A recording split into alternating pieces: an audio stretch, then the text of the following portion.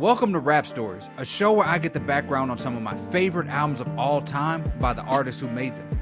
I'm your host, David Dennis Jr., and today I'm joined by Young Guru to discuss Jay-Z's incredible album, American Gangster.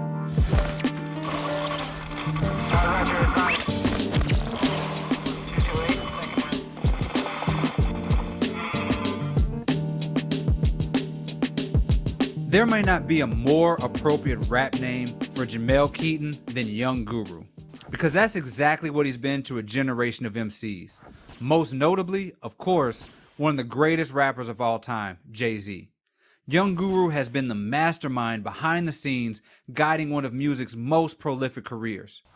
Take, for instance, Jay's 2007 album, American Gangster. Let me tell you why. Back in 2007, I was in the first semester of my senior year in college, battling through the thoughts of what the next steps of my life would be. At the same time, hip-hop was in this really exciting space as stars like Kanye West and Lupe Fiasco were dropping classics like Graduation and The Cool. Lil Wayne was figuring out the new internet world by giving out free classics like Drought 3. But Jay-Z's career was at a crossroads. He'd just come back from retirement and dropped Kingdom Come to mixed reviews, to say the least. He was more focused on being an executive and CEO of Def Jam while growing his business endeavors like Ace of Spades Champagne in the early stages of acquiring the Brooklyn Nets. To paraphrase Jay himself, he was transitioning from a businessman to a businessman. So when news dropped that Jay was actually doing this project, it was shrouded in mystery as a maybe soundtrack, a possible companion album, or a fully separate solo album to coincide with the release of Ridley Scott's film, American Gangster, starring Denzel Washington. On this project, Jay tapped into soulful productions mostly curated by Sean Diddy Combs and the Hitmen, and slipped into some vintage Hov flows that took us back to the time when he was just a hungry, up-and-comer fighting for the rap crown.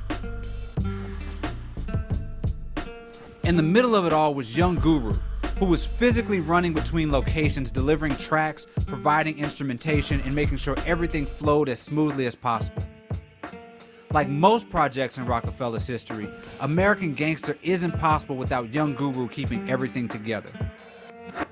Because of his help as a masterful engineer, we got one of the most sonically cohesive and lyrically dense albums from Jay-Z's catalog. A triumph of collaboration and genius. Not to mention, American Gangster is one of the most debated Jay albums. For me, it sits on the Mount Rushmore of Hov projects next to Reasonable Doubt, Blueprint, and the Black Album. For others, including Jay himself, it's a solid outing that isn't as revered as the certified classics. For Young Guru, well, let's find out. Here with me to talk about this iconic project is audio engineer, record producer, DJ, music executive, and one of the most genuine and uniquely talented individuals in the music industry, Young Guru. Welcome to Rap Stories. Thank you, man. I appreciate you having me. So first, I need the actual backstory on this. I remember when the album came out, it was like it was going to be the soundtrack. It was going to be like, you know, a companion piece. There was like Jay-Z was mad he wasn't going to be starring in the movie. Like there was all kind of stuff going on about what was going on with this. Give me how this album came to be. I don't know about the part about him being mad that he wasn't starring in the movie. I don't know how much acting Jay wants to do. He wants to produce more acting. But the backstory, the part about us going for being the soundtrack of the movie, that was actually kicked off by Denzel. That was Denzel's suggestion because Denzel had come through us doing an album prior. You know, it was sort of funny to have Denzel sort of get off of work at 12 o'clock and stop by the studio and listen to what we were doing. There's a famous thing on another channel where he, you know, was just commenting and stopping by the studio to listen to music. So when this started, he had made that suggestion to the director that Jay should do a soundtrack. But I think the director, and not that he didn't like Jay, but he already had an idea of placing sort of time period music in this movie. Music that was reflective of that exact time period, not knowing what Jay would have done, you know, in making American Gangster. So that part about it is true, but that was led by Denzel. He was very adamant about shouldn't let Jay-Z do the whole soundtrack. But for us, I think it was just a way to return, you know, after coming off of retirement, but also subject matter wise, there was a return for Jay to be able to dip back into his story and be able to tell that story from the perspective of what happens if the villain actually wins, I guess is the best way to say it, or if the person does know when to get out. You know, if you remember the movie American Gangster, when the character's sitting there and his connect is telling him like, you know, hey, the war is over. How are we going to continue this? You know, and he's judging, and he's like, I know how much I've sold to you. You should just stop.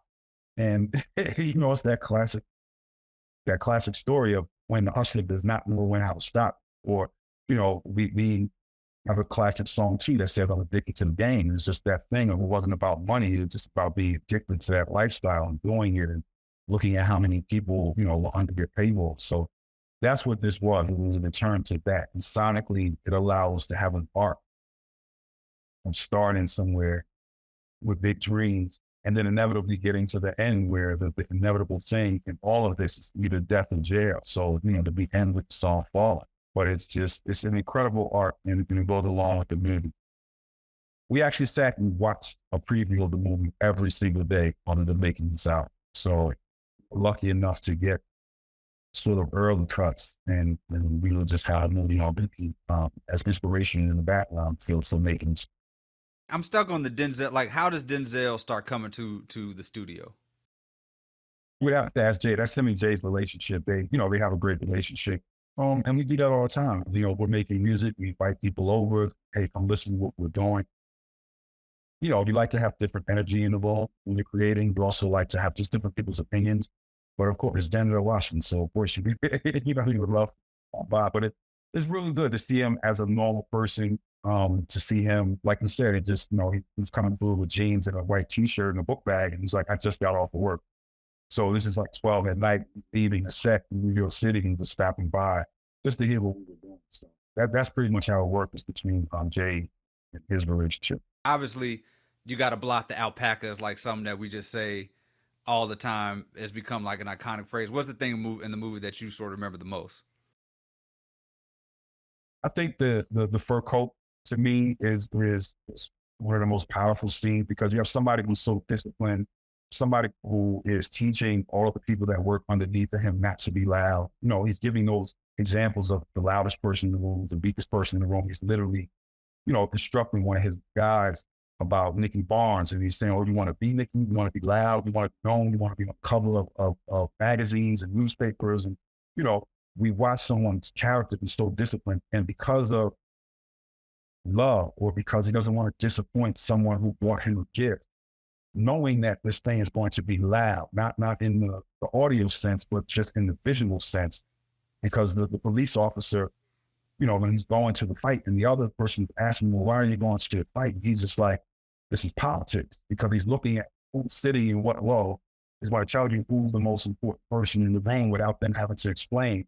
So I think Denzel sitting there with that fur on is one time when you see just that one slip of your character or the wolves brings in enough attention where it starts to bring your organization down. So I think that's the biggest, just the lesson scene, that you only got to, in this game, you know, especially in the drug game, you only have to make the mistake once. You only got to be slow once. You only got to, like, just one time, because you're playing a life or death.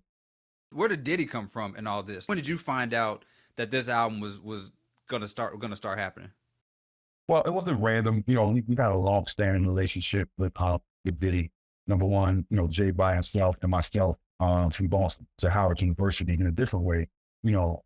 But it really, every album is really kicked off or sparked by some inspiration from a producer. If you look at Blueprint, Kanye kind of sparked that off. If you look at the one we did with Dr. Dre, he sort of sparked that off. If you look at American Gangster, it was Sean C. and LV, who at the time, and still to this day, are hitmen.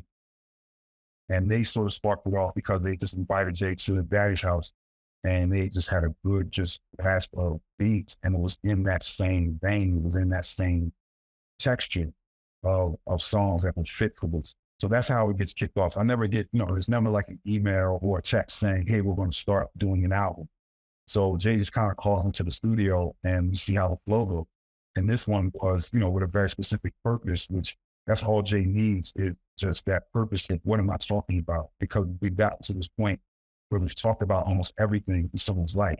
So just having that subject matter as a basis of a concept, it could just flow and just go. So that's really how Puff got involved, was that the Hitman came up with just these incredible beats. And then once you spark, he'll start rhyming, he'll start coming up with song concepts, with sort of fill in blanks of things that we need. And then that, tells the producer what next type of track to make, because we've already made this. If we've gotten to, say, a Rock Boys, we know we want to lead this, super hype, fast sort of track. We've got that in color. We need ones that cover these sort of subject matters. So that's how Diddy got.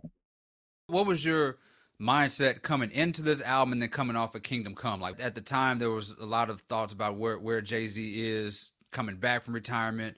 What is this album status? What is Jay-Z doing?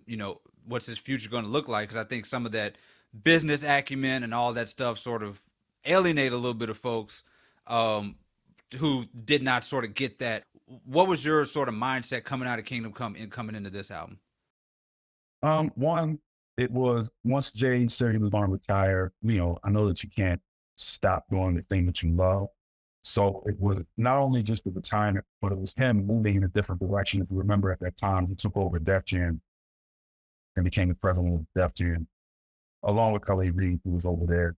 So that was the idea at the time, was moving me to more of a business standpoint. And we have been making records just every year, dropping every November for such a long time, that I think we kind of needed a break in here, to be focused on what will be the subject matter of music, because we were going into these other, adventures. So when we made Kingdom Come was done under the most extraneous circumstances. It's the first album where we didn't record like every day in New York. He was on a world tour. I literally had to fly to Taipei, Taiwan, to go get verses. But, he's doing verses after doing shows. So the voices, 2 hours deep into doing, huge shows. It was not the best environment to record in. I mean, we were just hitting so many problems. I was in Australia one time, we were recording, and the power just went out on the whole street. We recorded Kingdom Come all around the world, instead of that, our normal focus being in New York City.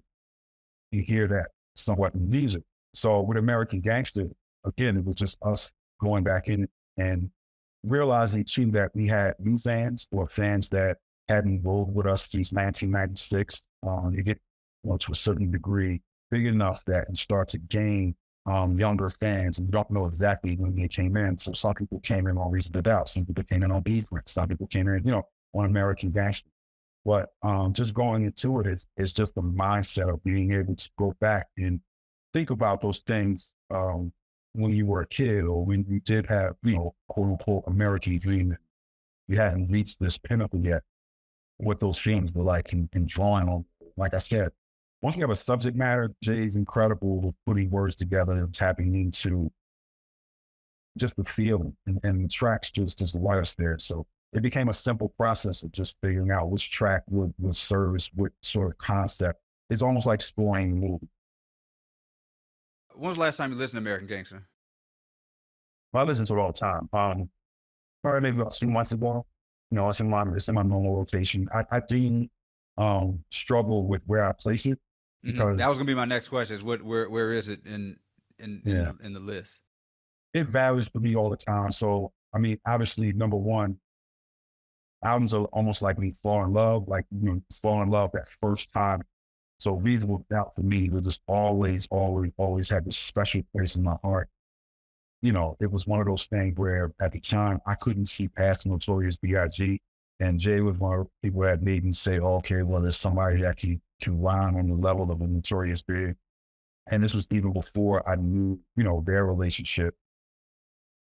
Blueprint is just super special to me, because it's the album that is just, we flowed that album in almost a weekend. That's how in the zone we were. We talk about this in sports. We're just in the zone, and it almost feels like you could just throw the basketball from anywhere on the court and it's going to go in. It was like, that's what making the Blueprint felt like. It was just song after song. It was just so quick and just so in zone, and like complete one song and then go eat dinner and come back with another song, like all on the same day. We did that almost the entire album in a weekend. The Black album was a conscious effort of this is going to be my last album. This is my retirement. I'm making a list of producers that I have not worked with so far that are my dream producers, along with, our known staple of producers like a Timberland, like a Pharrell, and like a Just Blaze. But also reaching out to the just, like a DJ Quick, who will let me. So me getting to work with those people on the Black Album, those 3 albums hold special places for me. American Gangster, when we put it out, I felt as though it was solid, but the public has pushed that album into classic status. The way that I've seen it, that album affects people. Noticing, like, say, someone like yourself who may be marking the time when they're in university or in college. For me, sitting in the same room for 10 years straight, you sort of lose some of that of this 4 years went by and there was another generation of people who were in school or in college. And I remember when I was in college and what 92 felt like, and, those records I'll never forget. Shook Ones comes out, or, I marked time with some of those records. So I'm saying all to say that the people, the public, their response has pushed American Gangster to where now I struggle with the top 4. So on any random day, Reasonable Doubt is always going to be my number 1, but depending on what day you ask me, Blueprint, Black, and American Gangster kind of change spaces. But so I just think it's a top 4. As you're talking, I think there's like a generational thing, as you mentioned, because like for me, like my favorite Jay-Z album is Blueprint, right? But also like I was like 15 when Blueprint came out. So I was in like right in the middle of my hip hop listening. So Reasonable Doubt, you kind of had to like go back and listen to it. Like I had to go back and listen to it years after it came out. I was 10 when it came out. And some of those references, not to cut you off, but some of the references that are in there are very time sensitive. Again, it's a generation. What drew me initially to Reasonable Doubt was listening to it before I got a chance to work with Jay, was the fact that he shouted out a very big DC legend when he said Rick for Eminem.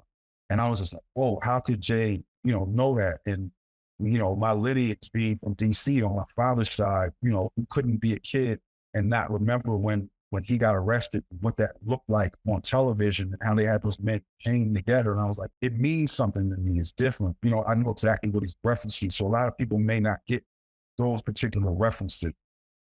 It is a generational thing, but it's great for people to go backwards and to sort of dig those things up. And I like that about this generation, that they have so much access, to the different services that they can just push a button and go back and listen to your whole history and then sort of get some of the references later on. Yeah, I think that's why my generation particularly likes American Gangster so much, because to me, like it's the closest relative to Reasonable Doubt, but we were not necessarily of prime hip hop age and Reasonable Doubt came out, Yeah. So this is like almost a modern Reasonable Doubt that hit me right at 21 years old, so this is like a Reasonable Doubt for a new generation. I think that's why we may hold it in such a high regard as opposed to an album like that. That's just how I feel from a generational standpoint. And sonically, it was a build on what we were trying to do, because on Blueprint, we were on purpose trying to move the needle, because hip hop had got to a point where we have this a lot in hip hop, where a style will come in and then everyone copies that style. So at the time, Swiss and Rough Rider, Swiss style and what he was doing musically was just dominating so much, and we had lost a little bit of the samples that had got us to that point, the hip hop, because everybody was trying to sound like Swiss. Swiss is a good friend, and he did that on purpose of creating his own lane, his own style. So it was us trying to be different, number one, returning to a particular sound of sampling heavy. People like to say it's soul samples, but it's not necessarily just soul. It's just what feels good at the time. So with American Gangster, I feel like that it's elevated. It's that sort of style of what we do, but it also has a lot of loud instrumentation, which took it to a whole different level. So that part of it is very deliberate in terms of sonically. American Gangster is probably the closest to me. Do you think you guys had something to prove after Kingdom Come? No, absolutely, I did. I don't know, I can't speak for Jay mine particularly, but I did. It's just like we make art, and when people want to criticize or judge your art, all you do, I don't take it personally. It's just like, if you don't like this particular thing, I cooked a meal, you don't necessarily like this meal, I want to cook a different meal. I have the culinary skill to be able to cook whatever. So, if you tell me you don't like this meal, I cook it more. And it's that simple for me. I just go in every time, try to put my best foot forward. And there's other factors that come into it that, you can't control. I can't control us doing New York and then the Yankees win, the World Series and they play it. Right, yeah. There's so many things, there's so many factors that come into this. So I think with the movie, with the timing of what Jay was doing, with Kingdom Come not being people's favorite album, it was just, the time was pregnant for us to come back. You said something earlier that was interesting to me. You said when American Gangster came out, you thought it was like okay, you thought it was all right. And like I'm so interested. How do you take inventory of the actual album when it comes out? If that makes sense. Yeah, you do your best in terms of wherever you are at the given time and try to put out the best material. And music grows, and you have to figure out how to grow inside that. But it's like lightning in a bottle. When you make a classic, you can't predict that it's a classic. And when you make those, it's not something that you can just easily repeat. If that's the case, then we could just, lay out a sheet of dough and cookie cut everyone to make a album. It doesn't work that way. So not every piece of art that Prince made is going to be, the classic album. You do your best at the time and you try to express yourself, and people as artists, they move in different directions. Sometimes that connects with people, sometimes it doesn't. But when you have a catalog with the depth of Jay-Z, you're free to do whatever you want to do at the given time. You're not chasing numbers, you're not chasing sales, you're not chasing being in what we call the white hot space. You want to be hot, but you're only going to be in that white hot space for so long. So it's not necessarily something that I think about where I'm like, I got to top this last album or even top anyone else's album. It's you're aware of the playing field, you're aware of what's going on stylistically, sonically, when the music changes. But then you make decisions that are best for you. It's sort of when Jay makes a joke and, says, hey, go put some auto-tune in my voice. And he laughs and says, I don't need no auto-tune. It's a conscious decision that we know that auto-tune is the prominent thing at the time, in music, and we're making the decision to not use that thing. So again, you go in and you try your best to make your best expression, but it may not always connect with people. But we're lucky enough that I say 9 times out of 10, we do connect with people. And we have fans that grow with us from, you come to one of our shows and there's people there from like 8 to 80, and there's Right. people that have worked with us from the beginning that are now bringing their children or sometimes grandchildren, to the show. It's an interesting thing, but you always just have to be yourself. And I think that's Jay's sort of power, is that he always speaks his truth as to where he is in his life. At one time it wasn't reasonable doubt. At one time it was big. And then it gets to a 444 where I'm talking about being a father and being married, giving me my absolute truth. That's one of the things that I just marvel at with Jay, is that he will not fabricate on a record. He doesn't lie on a record. It actually has to be the truth. Just speaking about those accomplishments and things, it obviously went platinum. It was the #1 Billboard album. Rolling Stone had the #3 album of 2007. What was the conversation about going from the business stuff to like going back to the street rap? Was it just about the movie, or was that sort of a conduit to like get back into like the stuff that people love about Jay-Z? Yeah, it was both at the same time. So obviously, if you're looking back at your life, and you're looking back at situations. So there is sort of a 2020 vision there, but it is sort of a way. I don't want to say an excuse, but it's sort of a way to dip back into those concepts that you might have got on Reasonable Doubt, because it's in context with the movie. So you have to sort of explain the whole journey of, starting out in the beginning, dreaming, and, what it feels like to be in a project, what it feels like to want to be able to provide for your mother and your family, all those sort of things. And going through like I said, this whole arc of figuring out how do I do that, where do I go, then having some success at that. Then of course, when you get, all the way to the top, there's this super celebration, which to me is rock rules. It's like, oh, we made it, we're here. And then inevitably, like in the movie, you start to see problems, whether or not that's family problems, whether or not that's, people that work for you, whether or not that's problems with other people in your business. All of those are synonymous with the rap game. everybody's sharing you when you're the underdog and you're this underground darling, then you get some sort of commercial success. Your underground people are like, oh, well, the person in middle America knows about him now. So it's not special and it's not underground anymore. So they kind of leave you a little bit where it's like, okay, did you want me to be successful? Or did you want to say, I'm the only person that knows about this incredible MC? You have those vantage points. Then when you sit in that chair at the top, you're the target. Everybody wants to be in that chair. So you start to get attacked by other MCs who would really have never met you, have no problem with you. It's not you, it's the position you hold. You're number one and they want to be in that chair. So, that's synonymous with the drug things. Just, those things are all parallel. So it allowed us to just dip into those emotions and to see, get those songs that are like, success. And I don't know if success would have had that skip in the beginning if we weren't looking at it from a 2020 sort of vision where it's just like everybody gets to that level and they start to, it's your favorite entertainers, actor, sports person, athlete. Whenever you get to that top and they're like, oh, this is not what I thought it was going to be because all of the stress that comes with it. And you need that older, mature voice to say, hey, well, this is what it is. This is what comes with it. So, it allows you to dip into those emotions, but in a really mature way. But it was really important for us at the end to really get you all the way to falling because it's just really like, I know I shouldn't have did that, and it gets back to that code, that one example of that code. No, I shouldn't have did that.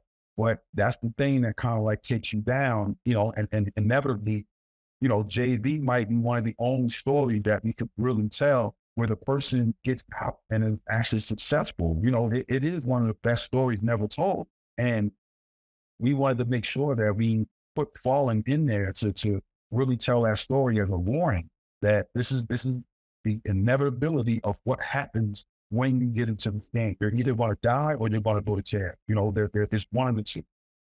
Where were you when the album came out? Do you remember where you were? And also at the time, this is when leaks really, really, really started happening. So was that someone in your mind? I can't remember specifically what one was probably still in Rock the Mic. At this point, we had Boom from Baseline Studios, and he had created Rock the Mic, which is right around the corner. The Baseline was on 26th Street, between 6th and 7th in Manhattan, and Rock the Mic was on 27th, between 6th and 7th. So I know I was there, but I can't remember exactly when it dropped that day because you have to remember that when albums drop, I'm 2 months ahead on the next project that we're doing. So, like it takes that long to set it up. But in terms of leaks, I was just getting really good at, being aware. I'm a computer geek myself, obviously. So, I would do things like computer that was recorded on the studio would never be online, number one. We didn't send files, we didn't email, things like that. Puff, Sean Steve, LV would either come down to the studio with us or we would go to Daddy's house where we did a lot of those things in person so that there was no email trace or song. And then I'm very protective of the music, even to the point that when we go to mastering, I fly the songs myself to mastering. And even to the point sometimes when we do the actual duplication, because back then it was still this crossover time of MP3s and CDs and even still vinyl. And we have broken up the, not us ourselves, but who DefBand was using. There are different plants that do the CDs versus doing the vinyl. And I would fly the music myself so that no one could touch the music. And that's really what it was in stopping beats. Did you have a similar sort of process now doing that?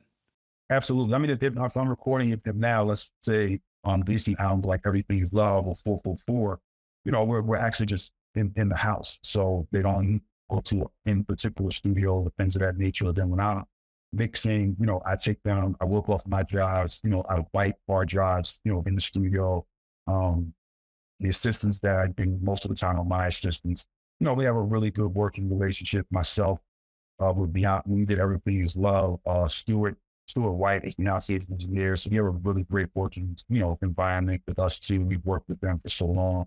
There's really just us two working on it. So that's the way you keep our leads. And then just to not announce it to anyone that we're sort of working on album. We're working on 444 or things of that nature. People at the record company don't even know that we're working on it until we're pretty much ready to start the marketing aspects. What is the most memorable in-studio moment that you have from making American Gangster? I would say Denzel stopping by He just one of those, where he's seeing us in this process. There was also a day where we were sort of trying to fill in certain songs in certain places. And Jermaine Dupri came, and Jermaine Dupri's working like a completely old school way where I went and rented like every beat machine you could think of. His list of equipment was just like, I'm working on a Jay-Z song, so I want to have everything available to me. And it was cool for me to sort of set it up, in that old school way. At the same time, he brought No ID with him. And they were working together at that time. And No ID just sitting in the corner using a laptop. And in that same day, you get a Jermaine Dupri song and you also get Success from No ID. But then in that session, Troop stops by and Troop was playing a bunch of CDs. So his song got made on that day. So it's one of those days where the vibe was just in the room. We ended up, keeping all three of those songs. That was a super memorable day because all those producers work in a different way. Like I said, you got one, of course, Jermaine coming from the old school with all of his beat machines and equipment. No ID also coming from the old school with being so up on the new technology that he could just sit there with a laptop. And then Troop being so prepared and creating his music to get home, but then having a CD just ready to go when he stepped in and he landed a placement. So that was probably the most memorable day. I know we're doing American Gangster deep dive, but I can't like have you here and not ask you like overall in your career, what's sort of the most memorable studio session that you recall, the most memorable thing you remember happened in the studio? Probably in front with Jay, just the speed of what he was doing and the quality, the quality of that sort of lighting, to be able to write those girls that fast, and just the quality of it, but the speed at which he was doing it. Again, people will make this mistake and think that Jay just hears a beat and goes to stand in front of the microphone and just comes up with it. You can't do that. So what happens is we present a beat or present music, and he's formulating this song or these raps in his head while he's in the studio part with me, and maybe pacing back and forth, mumbling to himself. We call it his Rain Man. He's just sort of, you hear him mumbling sort of syllables, but he hasn't said it fully as words yet. And that's his process of writing. So to have that, that in-depth writing being done just in front of you, and, him asking, inevitably, most of the time it's just in him. So him bouncing ideas off of me, saying, is this the right word? Are we going in the right direction? Is there a better way for me to say this or that? Those are the most memorable, but that it was just something special. It's like, I don't know, there are Nirvana has a classic album. AC/DC has a classic album. Stevie Wonder has a classic album. Not all of their albums. AC/DC, not every album is Back in Black, but if you're there for them making Back in Black, it's an incredible experience. So I would say, is there a time when Jay-Z or anybody was like,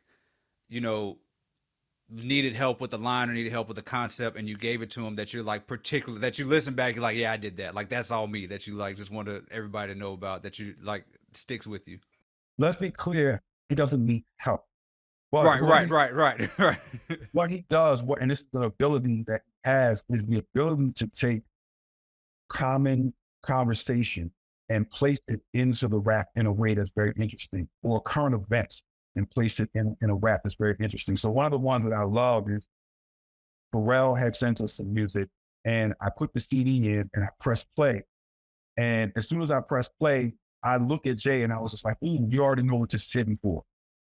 And he starts to wrap up like that. He takes our normal conversation of whether or not the crew's in there and we're talking about anything. It could be sports. It could be, just current events. It could be us deep diving on some particular topic that we've been talking about for a couple of days. He has this ability to extract greatness out of normal conversation. How have you grown as an engineer, but especially what was your growth like to put together American Gangster, which was just so like sonically just full, like just a full sonic experience of an album?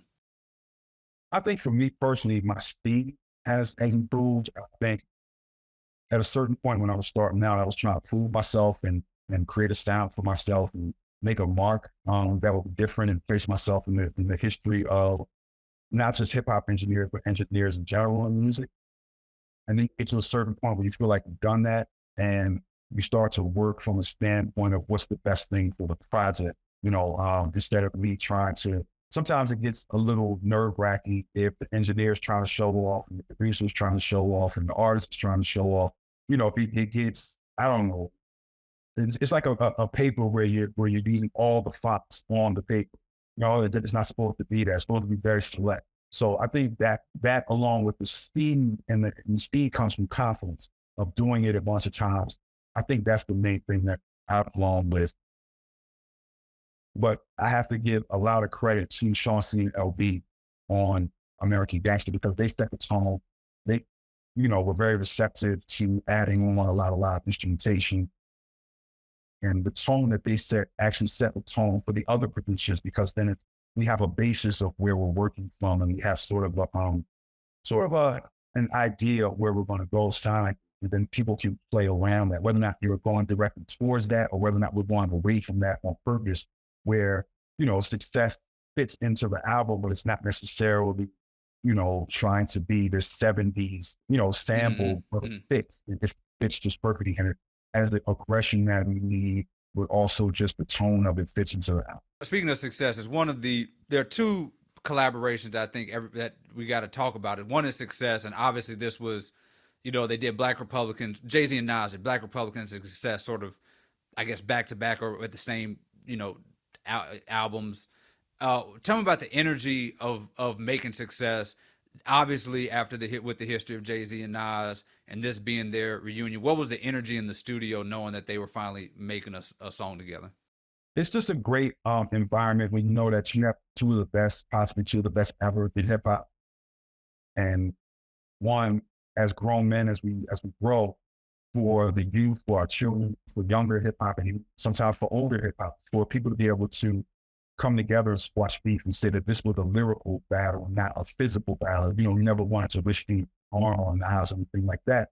It was just the same way we do with sports. I got to judge myself against the best of the best. So here's a championship, bout where it's just two people sparring. And then once you get over that, you can shake hands and you start to collaborate. So, you always just are excited to hear what Nas is going to do because it's going to be quality, and he just fit so well. But I think that's the biggest thing for me is for the community, for us as hip hop, to see that unity is possible after we have these two juggernauts, go at each other, that they can come together and make music together and do shows together. And, it's not just a one-time thing of let's just do this one record, the Black Republican, or this one record with Success. We've done a lot of shows together now over the years.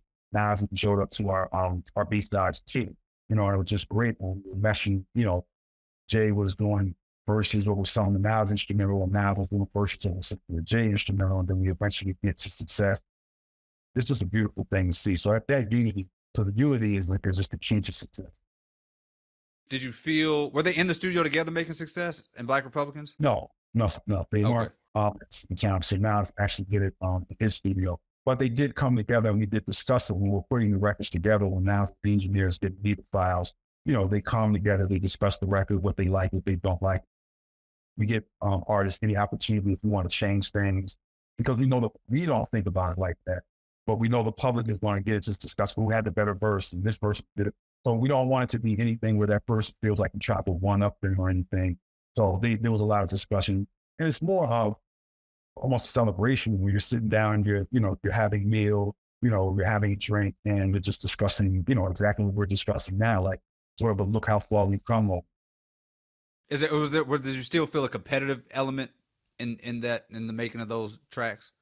I don't.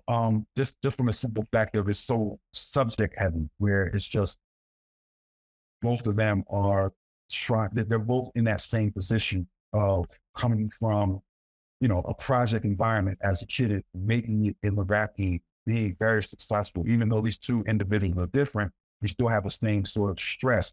So both of them speaking on what the stress of success feels like to them, I think was just interesting from that perspective. So no, it wasn't to me like a competition. I'm not in competition with anyone. It's about expressing ideas of this. And then obviously the other one is Hello Brooklyn with Lil Wayne. Like Lil Wayne and Jay-Z have had this like interesting relationship through the years. It felt like at that point Lil Wayne was trying to overtake Jay-Z, and like there was some back and forth here and there, even though Jay-Z would go on and do Carter 3, and it's hard to, you never knew sort of where they were you know, as terms of like rivals or friends or whatever. But how was Hello Brooklyn come together, and what was sort of the mindset about that track? Again, it's just friendly competition. It's Iverson stepping on the court, and if he's going against Jordan, yeah, you are my idol, but at the same time, I'm going to cross you in this game. You know, I'm working my best to do that. So, number one, Lil Wayne is just one of my favorite rappers of all time because you get to watch him develop and mature, and you forget how young he was in '99 when Cash Money, you know, sort of hit the scene, and to see him develop and replace a whole label on his back. Um, just develop as an MC over the years where we really realized like, oh, this guy really cares about lyrics. And then to be able to make his own conglomerate and sort of forget that he ushered in this new era of Nicki Minaj, the Drakes, and even the Tigers of the world, you know, that have like 20 hit singles that he could do for the rest of his life. You know, everybody's not going to be Drake, but all of that is on the back of Lil Wayne. So Wayne is one of my favorite, number one. Number two, it's Wayne doing exactly what I would expect anyone to do. Any MC should think of themselves as the best, or try to be the best, or train themselves to try to get to that position and want to test their mettle, like I said, in sports, against the best of the best. So I don't ever think that there was a thing where they didn't like each other. I think it was just a thing of, I'm trying to come for this number one spot. That's all you see is in hip hop. It's just friendly competition. I don't like it in hip hop when it gets outside of that, because that should be our focus of who's the best lyric. All the rest of the stuff is fluff. All the rest of the stuff is going to go away when we, you know, analyze these albums and we thought his work as 20, 30, 50 years from now. People are going to refer to the song and much less about the hype or the marketing or any of those things that was around it. We sort of just listen to the song. And I think that's everybody putting their best foot forward. So that's what I thought with Wayne. It's just, he gave us one of those impeccable Wayne moments. What song do you think has aged the best, or sort of in an unexpected way, on American Gangster? The battle, I would say Rock was probably the best. It's the one that I still here played, and I played a lot. It's just, it's that ultimate feeling of success. It's winning the championship. It's what that thing feels like. Again, the whole album itself as the body of work is aged well. But Rock was for me because it sort of is the cornerstone, like that perfect middle position of, I was trying to get to this position, you know, I get to this position of prominence, and then what happens after that. So I would have to say Rockwood.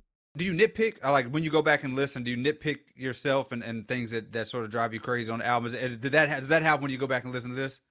That's with any album. I go back and I hear things that I may have done differently, but then, you know, it wouldn't have been the same thing. If you know, I could nitpick forever and you would never got the album. So again, with art, there is no right or wrong. There's no one way you can do it. But I do go back and sometimes say, oh, I wish I would have did this. I would have done this. But it is what it is. There's, you know, I'm a Star Trek watching. There's a famous episode where Captain Picard goes back and he doesn't in time and he doesn't get in this bar fight. And instead of becoming a captain, he's just an ensign, you know, because those decisions that you made at that time, even your mistakes, are what got you to this point. So, you know, as much as I would love to go back and change certain things, it is what it is. And that's the beauty of art, is that was your mistake at the given time. What's something from the album that you like specifically that you like feel that way about? Just, you know, just tonally, there's some things that I would have changed, you know, and try to bring out a little bit more, or maybe adjusting some of the mixes. But other than that, you know, like I said, there's small things that a lot of times us as engineers will, you know, be over all these things and think about it over and over, and it doesn't affect the people. The people have no idea what type of board I mixed it on or what type of microphone I use. And that's the beauty of what we do. We're sort of out of the way of doing our craft so that people can enjoy it. But in general, you know, I don't think it would have made a difference in terms of how people would have received the album. It's just like you said, that was a perfect word. It's like nitpick. It's like, come on, just little things. I can't pick out one particular thing. Is Jay like that? I mean, does Jay-Z nitpick in that sort of way where he goes back? I mean, does he go back and listen to his albums? Does he nitpick like that? Like what is his sort of revisiting process? We've never had discussion of him nitpicking about something. Does he go back listening? Yeah, we often go back and listen to a lot of our old work, but I've never sat there and nitpicked with him about, we should have did this and we should have did that. You know, once you, as an artist and you're confident in yourself, once you hand it over to the people, it's done. It becomes that piece of art. Is there a song Or I mean, obviously the overall album was surprising you sort of in its reception. Is there a song that like you really feel like people gravitate to way more than you thought they would, or less than you thought they would? Um, Success is the one song I think people gravitate more towards. It's amazing for me when we go to shows and, I have, I don't know, like a 70-year-old white woman who comes up to me and says something about that song. And it's just like, what? Like, we know that song? Like, it's just weird sometimes what people gravitate to it, but they're looking at it through all these different lenses. We did a tour with U2, where we did Blueprint 3. We were the opening act for U2 for about a month in Australia. And there were U2 fans that were coming up and explaining certain songs that they loved with Jay-Z. And like that song came up, and it was just amazing to me that people dove that far into our catalog. It was like a, U2 fan, but they're diving into our catalog. So, you never know how the song's going to hit them. So are there things that did not make the album that you really wanted on the album, or how are some of the ways the album would have looked differently? There's always leftover songs. There's songs that we try, but Jay is very specific. I know if he tries a song and he doesn't come back to it within a week, he's never going to do it. There have been plenty of times where the song is good, but it doesn't fit the project. Or the song is good, but it says sort of the same thing that another song says here, so we sacrifice that song. I think Jay is impeccable with that, with knowing when to step away from a song, even though it may be good. And then his ability to sequence, all the sequencing of all his albums is him. We have a discussion about it, but the sequencing, not only just the album, but the shows. I think he's just really, really good with tying songs together and what flows into another song. And I think some of that art has been lost in the streaming era that we're in, that people just listen to one song. But his ability to string songs together in a particular order to tell a story, I think is another one of his talents that is not talked about. One of the songs that I think was sort of floating around the internet for a while was Ignorant Shit, because it was like Beanie Siegel and not Beanie Siegel and different iterations of that. Can you talk about how that track sort of evolved over the time, and how that even became something that was out for so long before the album was out? It was just something that we do. It was about the Just Blaze and, classic sample, going back and forth with Jay. They have some records together, but then eventually you just make a decision on whether or not you want to include it, whether or not it helps the game. Have you ever had this like albums, I mean, songs on any albums that you just like tried really hard to get on an album that didn't make it? There's been plenty of them, but I think the one that's probably the proudest of was Lyrical Exercise as a bonus cut. Because Lyrical Exercise was one of those ones where, like I said, he came in, he had a great idea, and it's just, it's about working out and lyrically working out. But it was just an incredible first verse, and it was one of the ones that he kept like, nah, I'll get back to it. And I just kept pushing him, like, I want this song. Me personally, I need this song to argue in my barbershop about why you wanted the greatest of all time. And he eventually did the whole song, and we got, and that's why it's a bonus cut. It was like, okay, well, cool. I'm not gonna be on the album, but let's just make it a bonus since you want to say that. So, Lyrical Exercise is probably that one for me. What do you think this album does for the next 15 years of his career? Because I think things could go a sort of different way if he puts out a bad album. At this point, what do you think American Gangster does for Jay-Z's career? This is another head in the ladder.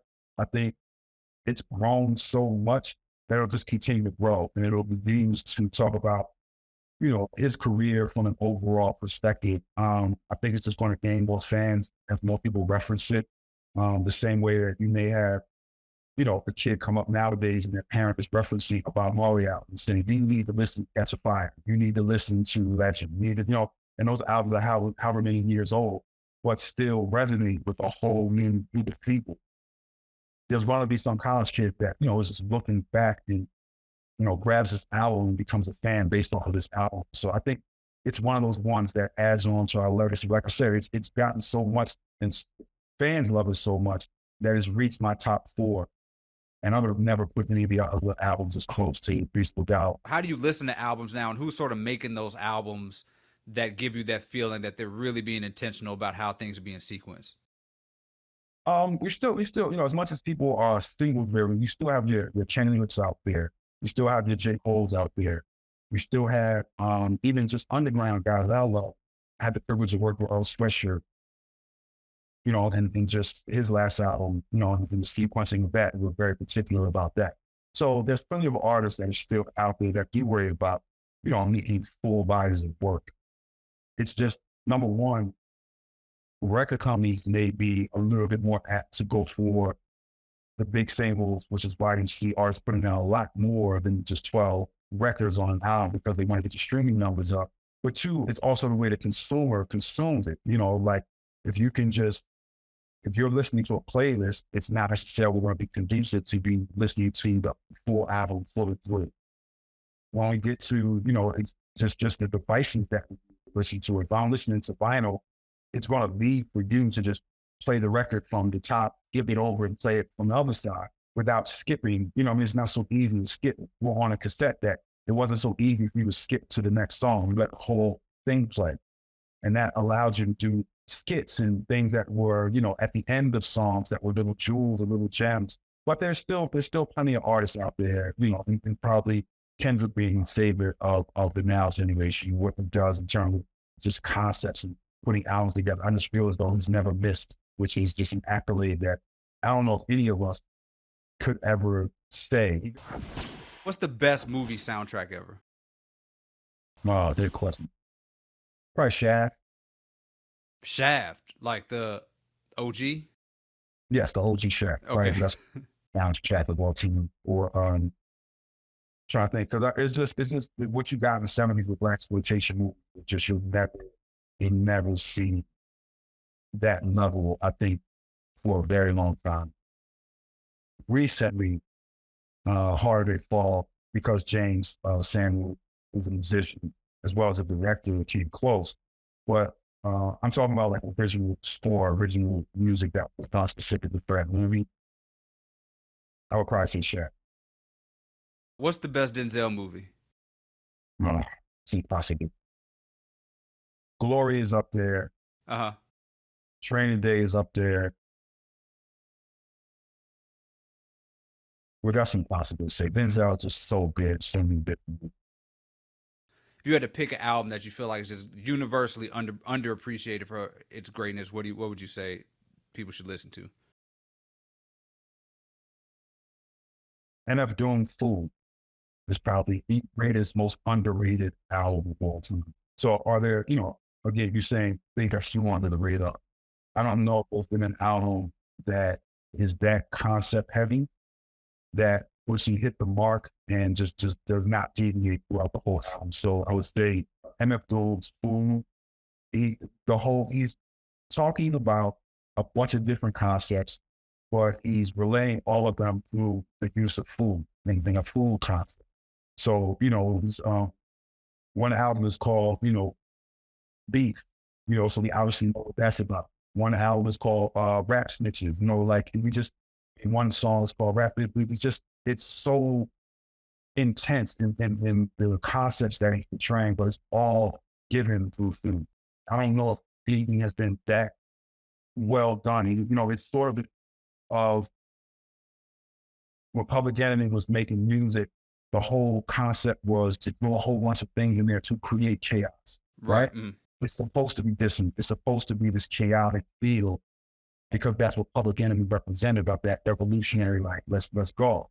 Whereas when De La Soul came in, there was still this throw everything in, but it was very scientific about what those particular things are.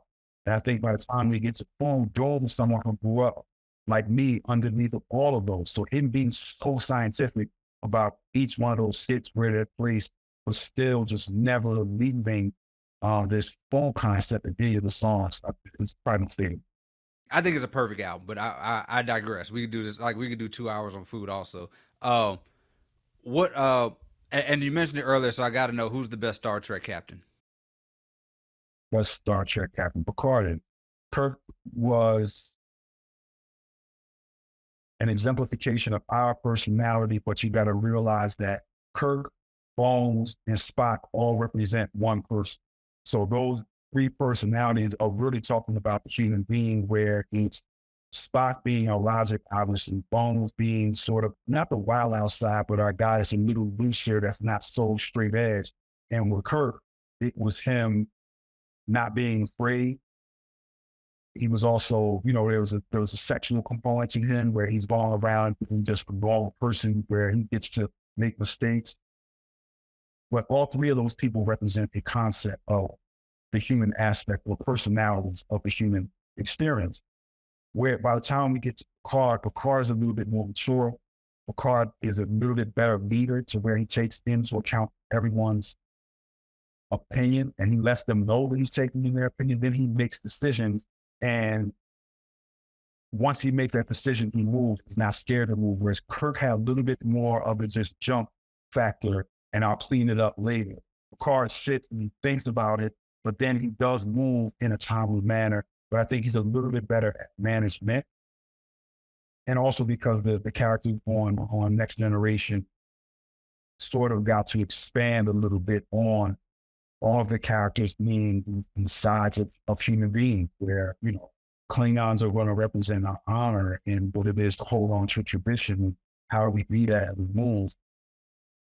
Obviously, Troy being our love side, being able to just be so blatant with people because you can read their emotions and tell when they're lying. Data replaces Spock to a certain degree of what it is, what makes us human. What is it to be human? Why are there certain things that this computer can't figure out, like humor? Why humor is so hard for Data? Because we don't have a clear definition of what's funny to us. It's just something innate that we have, that we know, you know, all those things. I think Picard had a much bigger cast of people to reel in, which I think makes him the best captain on Star Trek. That was extremely in depth. I did not know you were that deep into the Star Trek world. Yeah, that's serious business. So the last question we have is one we ask everybody is, what's one song from another artist that you wish was yours? There's a bunch of them.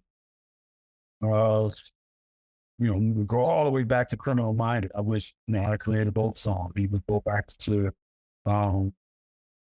my peak songs. You know, there's songs that I wish I created. We would go to Most Def. We would go to The Roots. We would go to, you know, there's so I marvel when people are that creative, and especially things that are outside of the sphere of what I particularly do. But if I have to pick one definitive one, I would probably say Shit One by my peak.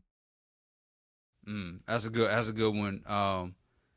That's an absolute instant classic. One to have on here. Just like, for my opinion, just like American Gangster was an instant classic. And as age, I've been obviously listening to it, preparing for this. Is aged like fine wine. One of Jay-Z's best albums, and obviously could not be possible without Young Guru being a part of it. So thank you for coming. Thank you for being here, doing this deep dive in American Gangster. And thank you for listening to Rap Stories with Young Guru to discuss American Gangster. I'm your host, David Dennis Jr. See you all very soon. This podcast is produced by Podville Media for Andscape, a Black-led media platform dedicated to creating, highlighting, and uplifting diverse Black stories. Andscape, where Blackness is infinite. Dina Morrison is the series producer. Our production team: Brittany Danielle, Rob Spiewak, Lenika Belfield-Martin, Ethan Sands, and Eli Nellis. The series was edited by Stephen Williams, Kelsey Johnson, and Rob Ford.